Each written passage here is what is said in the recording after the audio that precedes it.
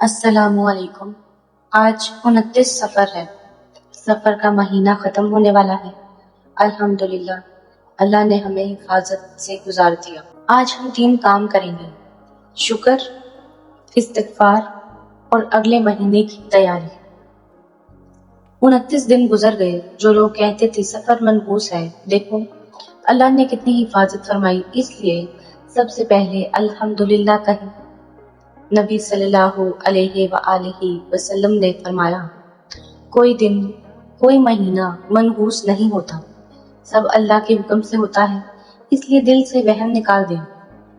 100 بار استغفار، 100 بار الحمدللہ۔ سفر میں جو غلطیاں ہوئیں ان کی معافی مانگیں۔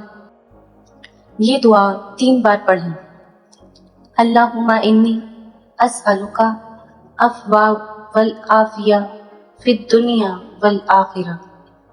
اے اللہ، میں تجھ سے دنیا اور آخرت میں عافیت اور معافی مانگتی ہوں۔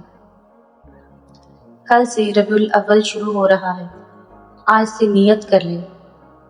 روز 100 بار درود شریف، سیرت کی کتاب پڑھنا، گھر میں چھوٹا سا محفل کا اہتمام۔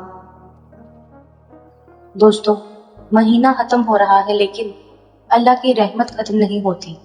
سفر میں جو صبر کیا اس کا اجر ملے گا، اور ربیع الاول رحمتوں کا مہینہ آ رہا ہے، اس کے لیے دل صاف کر لیں۔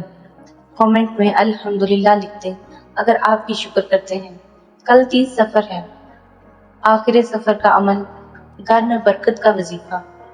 ویڈیو ہوگی، چینل کو سبسکرائب کر لیں۔ جزاک اللہ۔